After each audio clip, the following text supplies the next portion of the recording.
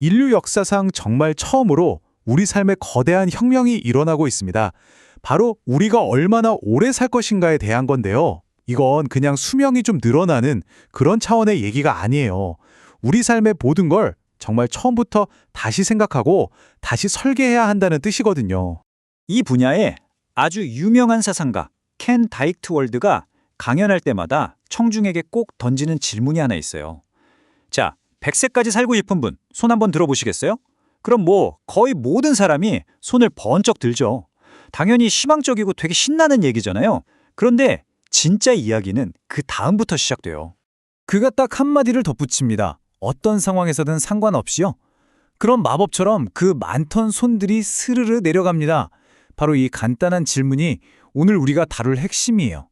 그냥 오래 사는 것과 정말로 잘 사는 것 사이에 그 엄청난 차이 말이죠.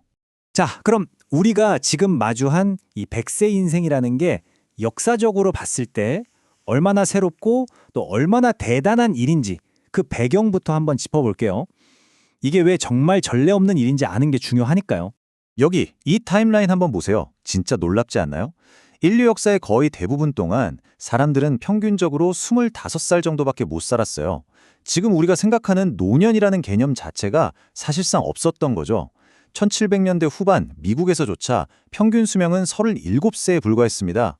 그런데 20세기에 들어서면서 백신, 항생제, 공중보건 같은 것들이 나오면서 모든 게 완전히 뒤바뀌었습니다. 그리고 바로 이게 그 혁명의 결과입니다. 이제 100세까지 사는 건 더 이상 몇몇 운 좋은 사람들만의 이야기가 아니에요. 우리 중 정말 많은 사람들이 나도 80대, 90대 어쩌면 그 이상까지 살 수 있겠구나라고 기대하는 게 지극히 현실적인 일이 된 거죠. 인류 역사상 진짜 처음으로 맞이하는 시대입니다. 그런데 여기서 아주 큰 문제가 생깁니다. 우리 수명은 이렇게 길어졌는데 우리를 둘러싼 세상은 여전히 과거에 머물러 있다는 거예요. 이 둘 사이에 엄청난 불일치가 있는 거죠.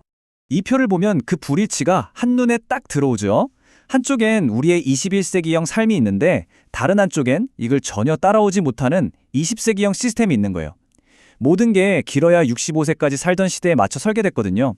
우리는 이제껏 없던 새로운 인생 단계를 경험하고 수십 년이라는 시간적 풍요를 누리게 됐는데 사회 시스템은 여전히 짧고 간단한 은퇴만 생각하고 있는 거죠. 좀 더 구체적인 예를 들어볼까요? 미국의 공공의료보험인 메디케어는요, 건강을 유지하게 돕는 것보다는 아플 때 병원비를 내주는 데 초점이 맞춰져 있어요. 의과대학만 봐도 소아과 실습은 필수인데 노인의학 실습은 필수가 아닌 곳이 훨씬 많습니다. 심지어 우리가 매일 쓰는 사무용 의자나 길 건널 때 기다리는 신호등 시간까지도 전부 더 젊고 더 빠른 사람들을 기준으로 만들어뒀다는 사실 알고 계셨나요? 자, 그런데 이 엄청난 불일치가 그냥 문제라고만 생각하면 좀 아쉽죠. 이걸 다르게 보면 어쩌면 우리 시대의 가장 거대한 기회, 새로운 혁신의 땅이 될 수도 있거든요. 바로 이 문장이 오늘 이야기의 핵심입니다. 켄 다이크트월드가 이렇게 말했죠. 우리는 AI가 새로운 개척지라고 믿도록 유도되고 있지만 실제로는 장수일지도 모릅니다. 다들 AI가 미래라고 하잖아요. 맞아요. 하지만 진짜 미지의 영역, 우리가 개척해야 할 새로운 땅은 바로 이 장수라는 거죠. AI가 기술의 최전선이라면 장수는 인간 경험의 최전선이라고 할 수 있겠습니다. 그리고 이 새로운 개척지의 규모는 상상을 초월합니다. 전 세계적으로 60세 이상 인구가 무려 10억 명이에요. 10억 명. 이건 더 이상 소수의 이야기가 아니란 뜻입니다. 세상을 바꿀 거대한 주류 시장이 새롭게 떠오르고 있는 거죠. 여기서 우리가 어떤 단어를 쓰는지도 참 중요해요. 노화라고 하면 왠지 좀 무겁고 부정적인 느낌이 들잖아요. 그런데 장수라고 하면 어때요? 뭔가 희망적이고 미래를 내다보는 느낌이 들죠. 이건 단순히 늙는다는 게 아니라 더 긴 시간 동안 성장하고 사회에 기여하고 새로운 가능성을 꿈꿀 기회가 주어진다는 뜻이니까요. 자, 그럼 이 새로운 장을 잘 써나가기 위해서 구체적으로 어떤 분야에서 혁신이 필요할까요? 그리고 이미 어떤 움직임들이 나타나고 있을까요? 한번 자세히 들여다보죠. 저자의 개인적인 경험이 아주 좋은 예시가 될 것 같아요. 그가 전립선암 진단을 받았는데 하이프라는 혁신적인 시술을 받았다고 합니다. 이게 뭐냐면 초음파를 한 곳에 집중시켜서 종양만 딱 파괴하는 기술이에요. 놀랍게도 시술 시간이 단 8분이었대요. 8분.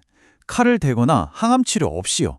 그리고 그날 오후에 바로 사무실로 복귀해서 일을 했답니다. 진짜 문제는 이렇게 놀라운 기술이 이미 세상에 있는데도 이걸 아는 사람이 거의 없고 널리 쓰이지도 못하고 있다는 거죠. 시간의 풍요라는 개념도 한번 생각해 보세요. 우주비행사 존 글렌은 77세 나이에 다시 우주로 날아가면서 이렇게 말했습니다. 77세에도 꿈이 있다는 거죠. 이제는 80세 피아노를 배우고 67세 창업을 하는 게 이상하지 않은 시대입니다. 우리의 제품, 금융상품, 사회 전체가 이 새로운 현실을 어서 빨리 따라잡아야 해요. 이 기회는 크게 4가지 분야로 나눠볼 수 있어요. 첫째, 건강입니다. 그냥 오래 사는 게 아니라 사는 동안 계속 건강해야죠. 둘째, 금융이에요. 길어진 노후를 안정적으로 보낼 수 있는 돈이 필요하겠죠. 셋째, 일입니다. 나이 든 사람들을 은퇴할 사람으로만 볼 게 아니라 그들의 경험과 지혜를 멘토나 혁신가로 활용해야 합니다. 그리고 마지막으로 어쩌면 가장 중요한 목적입니다. 사람들은 젊음을 갈망하는 게 아니라 내가 어딘가에 쓸모 있는 사람이라는 느낌을 갈망하거든요. 결국 이 모든 걸 종합해보면 장수혁명은 그냥 우리에게 닥친 현실이 아니에요. 이건 우리 앞에 놓인 거대한 캔버스고 우리가 직접 그림을 그려나가야 하는 과제인 셈이죠.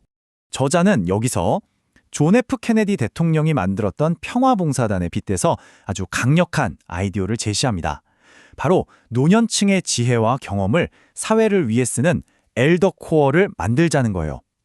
그들이 가진 엄청난 잠재력을 사회 발전에 연결시키자는 거죠. 정말 멋진 생각 아닌가요? 다시 한번 강조할게요. 이건 정말 중요하니까요. 장수경제는 더 이상 어떤 특정 세대만을 위한 틈새 시장이 아닙니다. 이것이 바로 새로운 주류, 즉 뉴 메인스트림입니다. 우리 모두에게 다가오는 거대한 변화의 물결인 거죠. 그래서 이 분석을 마무리하면서 저자가 던지는 마지막 질문을 여러분께도 똑같이 던져드리고 싶습니다. 우리는 우리에게 주어진 이 긴 시간을 어떻게 바라볼 건가요? 그저 관리해야 할 골치 아픈 문제로 여길 건가요? 아니면 우리 자신과 우리 사회를 위해 완전히 새로운 삶의 방식을 그려나갈 수 있는 멋진 캔버스로 볼 건가요? 그 선택은 바로 우리에게 달려 있습니다.